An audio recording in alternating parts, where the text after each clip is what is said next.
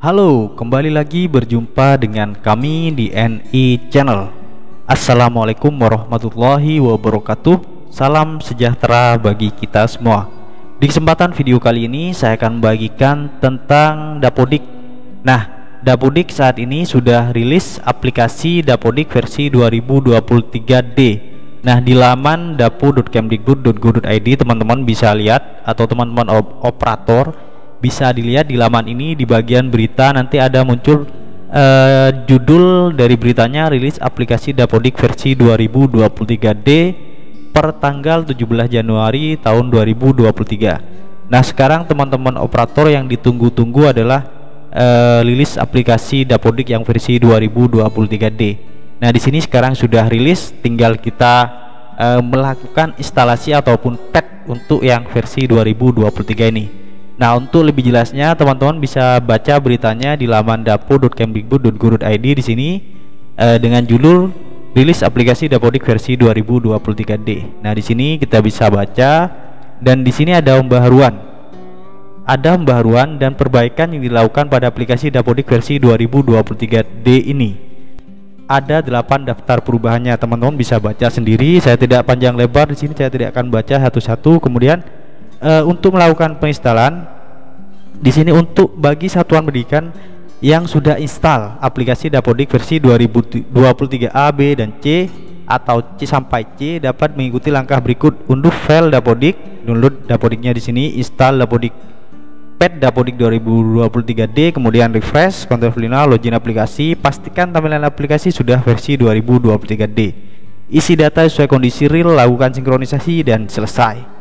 Nah, di sini di bagian bawah dari berita ini, di webnya ini, unduh aplikasi versi 2023D.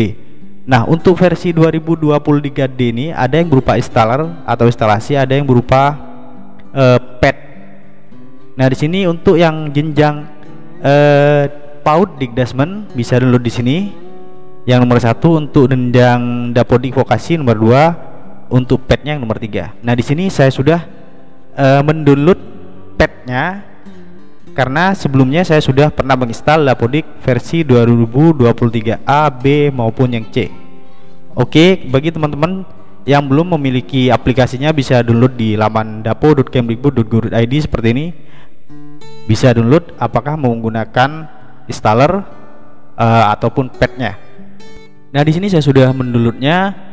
Ada yang Dapodik untuk PAUD Dikdasmen dan Dapodik Vokasi dan petnya. Untuk yang jenjang SD sampai SMP mungkin pakai yang ini, SD, SMP, SMA mungkin yang pakai yang PAUD Dikdasmen. Untuk jenjang SMK atau Vokasi pilih yang Dapodik Vokasi seperti ini.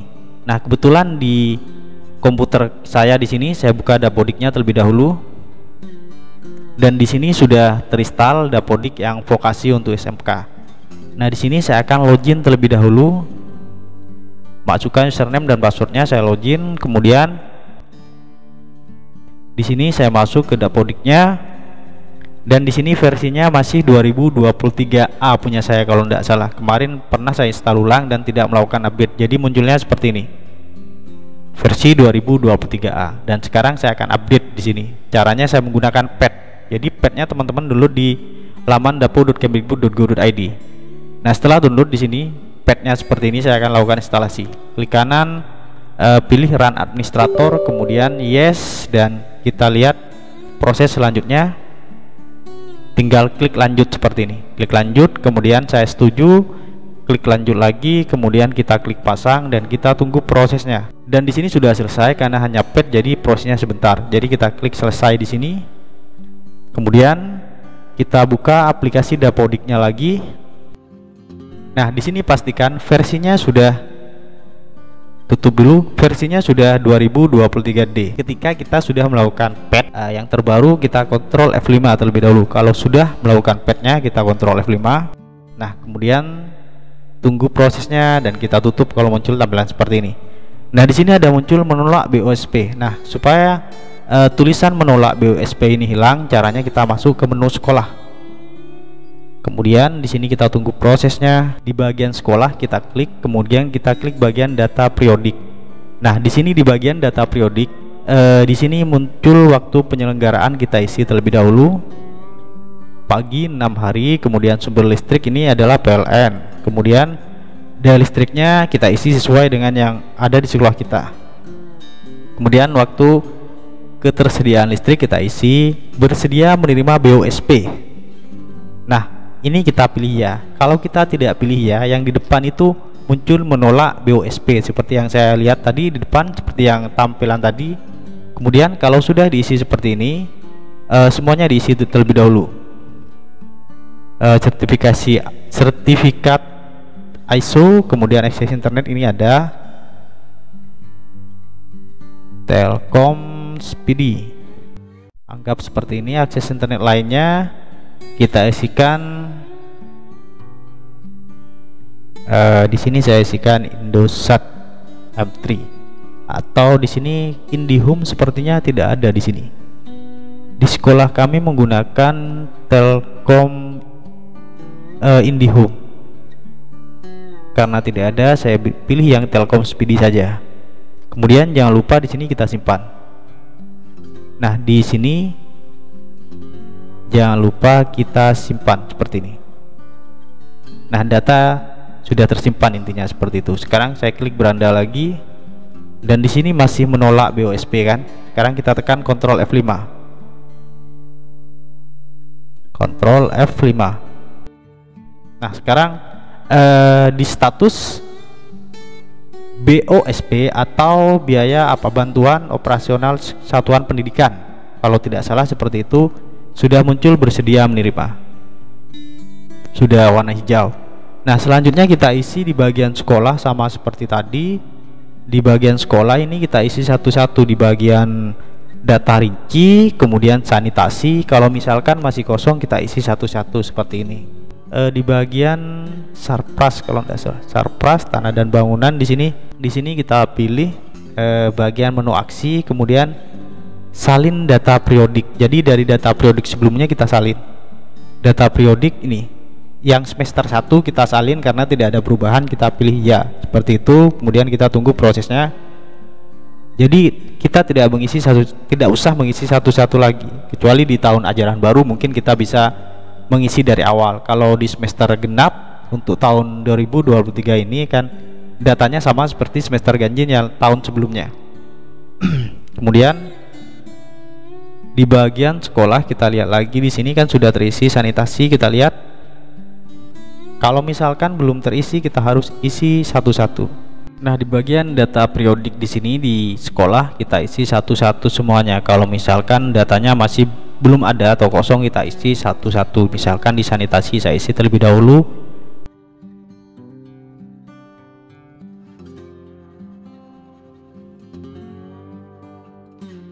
Selanjutnya kalau kita sudah selesai mengisi di bagian ini, kalau sudah kita isi bagian sanitasi, jangan lupa kita klik simpan seperti ini. Kemudian kalau sudah tinggal ke data dinamis sampai nanti di terakhir di bagian ini, di bagian akreditasi. Kalau bisa diisi, pokoknya semuanya yang bisa diisi di sini kita isi. Kalau sudah baru lanjut ke Sarprah dan selanjutnya. Di sini saya akan coba isi terlebih dahulu. Kalau tadi kita masuk ke bagian di sini sudah sanitasi, sudah data dinamis. Sekarang di sini data dinamis kita isi sesuai dengan yang ada. Kalau tidak ada kita tidak usah isi. Kemudian kegiatan sekolah, blok grant, layanan khusus, program inklusi, sampai semuanya terisi. Yang perlu kita isi harus kita isi. Penyelenggaraan pesantren, kompetensi keahlian yang dilayani, relasi dunia usaha dan industri bagi SMA, bagi SMK, unit produksi, perjanjian kerjasama, PKS, akreditasi, seperti ini. Kemudian kalau ini sudah kita isi, lanjut ke bagian Sarpras. Di Sarpras ini di bagian tanah, tadi kan sudah pernah saya, bukan tadi, sebelumnya sudah pernah di sini saya menggunakan menu aksi dan saya salin data periodik yang di semester ganjil kemarin. Saya pilih ya dan kita tunggu prosesnya. Oke, ini sudah selesai. Tanah sudah, ruang di sini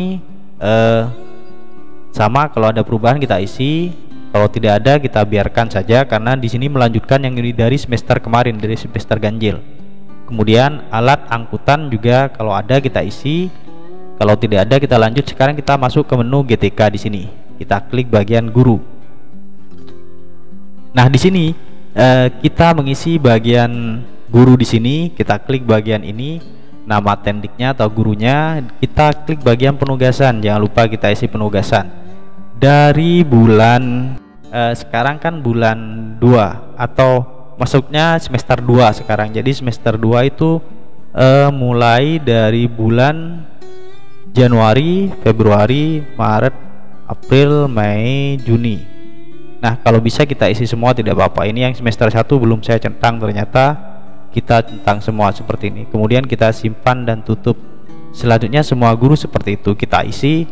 Profil guru, bukan profil, tapi penugasan. Di penugasan kita isi centang seperti ini. Dari bulan Januari sampai Juni. Diisi semua tidak apa-apa, simpan dan tutup, semuanya kita isi.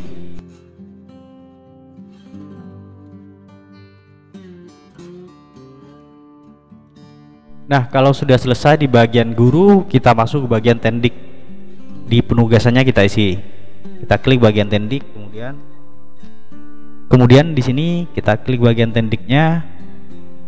Kemudian penugasan lagi kita isi dari bulan Januari semester 2, Januari sampai Juni. Kalau sudah, kita jangan lupa simpan dan tutup. Selanjutnya di bagian guru sudah, tendik sudah. Sekarang kita masuk ke bagian rombongan pembelajaran dan kita klik bagian reguler. Nah, di bagian ini rombongan pembelajarannya kan masih kosong. Jadi di sini kita gunakan menu aksi. Lanjutkan semester. Jadi kita melanjutkan dari semester ganjil sebelumnya ke semester genap yang sekarang. Kita klik lanjutkan semester, kemudian di sini kita pilih nama rombelnya dari tingkat 10, kita simpan dan tutup ya. Kemudian selanjutnya menu aksi lagi, lanjutkan semester, kita pilih kelas 10 lagi yang jurusan TKJ, kalau yang tadi yang jurusan TBSM, dan seterusnya sampai ke kelas 12. Nah, di sini sudah selesai. Saya sudah melakukan menu aksi lanjutkan semester dari semester 1 ke semester 2. Kalau misalkan wali kelas atau guru kelasnya kita ganti, kita tinggal klik di sini dan kita rubah. Kalau misalkan tetap, kita biarkan saja. Kalau dirubah, kita klik di bagian ini, kita pilih ke bawah guru atau wali kelas mana yang kita pilih. Kalau sudah di bagian di bagian rombongan belajar di sini, sekarang kita klik bagian praktek kalau ada, ataupun eskul juga kalau ada. Sekarang di rombongan belajar ini kita klik yang kelasnya terlebih dahulu, mulai dari kelas 10. Jangan lupa kita isikan pembelajarannya seperti ini. Nah, di sini kan di bagian pembelajaran masih kosong. Untuk guru mengajar, nama PTK, SK mengajar, tanggal SK, dan jamnya ini masih kosong. Nah, sekarang kita isi sesuai dengan yang ada di jadwal di sekolah kita. Misalkan di sini pendidikan agama Islam dan budi pekerti, saya akan isikan seperti ini. Setelah kita mengisikan nama PTK-nya, kemudian kita masukkan SK mengajarnya di sini. Kemudian tanggal SK-nya jangan lupa kita isi. Kemudian jamnya di sini sudah otomatis. Selanjutnya kita isikan nama guru yang lain di sini. Isikan semua, misalkan bahasa Indonesia di sini kita isi juga nama gurunya siapa dan seterusnya sampai semuanya terisi. Kemudian kalau sudah selesai semua, kita simpan seperti ini. Kalau sudah selesai semua, tapi ya di sini hanya contoh saja, saya isikan 2, tapi teman-teman isikan semua. Setelah kita mengisi di bagian pembelajaran di rombel kelas X ini, selanjutnya kita isi semua di kelas 10 TKJ, teknik komputer dan jaringan, kemudian kelas 11 sama, dan kelas 12 juga. Di sini kita isi semua. Yang saya contohkan tadi hanya untuk kelas 1, tapi caranya untuk yang kelas 10, 11 sampai 12 sama. Selanjutnya kalau sudah diisi semua di sini, kita masuk ke bagian validasi. Nanti kita klik validasi, kemudian kita sampai nanti kita sinkronisasi. Nah, di sini setelah kita mengisi pembelajaran dari kelas 10 sampai kelas 12, Selanjutnya di sini kita isikan di praktik kalau ada, di eskul kalau ada, kemudian langsung ke bagian jadwal. Nah, di jadwal ini bisa teman-teman isi. Di sini kita klik seperti ini, kemudian kelas TKJ. Di bagian jadwal ini kita isi sesuai yang ada di jadwal sekolah kita. Kemudian kalau di jadwal ini sudah isi dari hari Senin, Selasa sampai Sabtu. Kemudian setelah selesai di bagian ini kita isi validasi. Kita klik validasi. Di sini misalkan jadwal tidak diisi, sebenarnya tidak masalah, cuman lebih baik kita isi saja. Selanjutnya kita klik bagian validasi dan klik validasi lokal. Kita klik validasi di sini, kita cek bagian validasi ini apakah ada yang tidak valid dari sekolah, Sarpras, peserta didik, GTK, rombongan belajar, pembelajaran, nilai, dan referensi. Kita tunggu prosesnya. Di sini ada yang invalid di peserta didik, invalidnya 56 siswa. Ini invalid. Yang lainnya di sekolah tidak ada invalidnya, cuma 0 hanya yang ada di bagian peserta didik. Kalau warning ini tidak masalah karena hanya peringatan. Kalau invalid yang warna merah ini kita harus perbaiki, karena kalau invalid ini tidak diperbaiki nanti kita tidak akan bisa melakukan sinkronisasi. Nah, di sini kita klik bagian peserta didik. Di peserta didik ini ada keterangannya di sini. Data rinci peserta didik atas nama ini masih kosong, jadi data rincinya kita harus isikan. Saya cek di bagian peserta didik. Nah, di bagian ini peserta didik, kita klik peserta didik. Kemudian kita oke kalau seperti ini.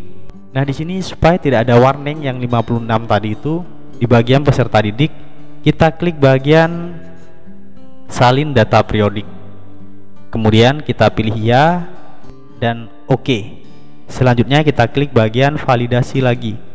Validasi lokal. Nah, di sini kan invalidnya 56 di bagian peserta didik. Kemudian saya refresh. Dan sekarang sudah 0 invalidnya.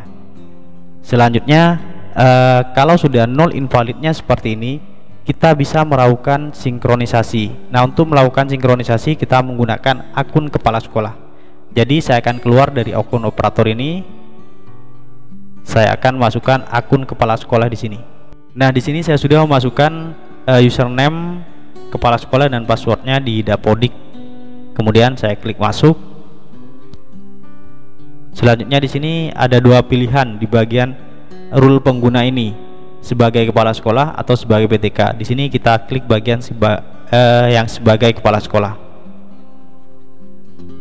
Seharusnya di sini yang melakukan sinkronisasi adalah kepala sekolah. Kepala sekolahnya sudah mengecek dan saya sudah dipasrahkan untuk melakukan sinkronisasi. Jadi saya di sini sudah dapat izin dan saya sudah bisa melakukan sinkronisasi. Kita klik sinkronisasi, kemudian kita klik di bagian validasi ini lagi. Sama seperti tadi yang ada di akun operator sekolah, dan pastikan invalidnya tidak ada. Yang warna merah invalidnya 0. Kalau invalidnya sudah 0 semua, baru kita bisa melakukan sinkronisasi. Nah, di sini di referensi sudah 0 semua invalidnya. Sekarang kita klik sinkronisasi dan kita pilih iya di sini. Kemudian kita klik lanjut seperti biasa, sama seperti tahun-tahun sebelumnya. Semester sebelumnya maksudnya. Kemudian di sini kita centang seperti biasa, jangan lupa dicentang. Kemudian kalau sudah tercentang semua, kita klik bagian konfirmasi isian Dapodik dan kita klik lanjutkan sinkronisasi, simpan dan lanjut. Kemudian kita pilih ya, lanjut lagi, kemudian kita klik ya lagi dan tunggu proses sinkronisasi sampai selesai. Nah, mungkin demikian tentang cara melakukan pembaharuan aplikasi Dapodik untuk semester genap tahun 2023 yang versi 2023D. Semoga apa yang saya sampaikan ini bisa bermanfaat bagi kita semua. Jangan lupa untuk terus mendukung channel ini dengan cara like, comment, share, dan subscribe. Terima kasih. Wassalamualaikum warahmatullahi wabarakatuh.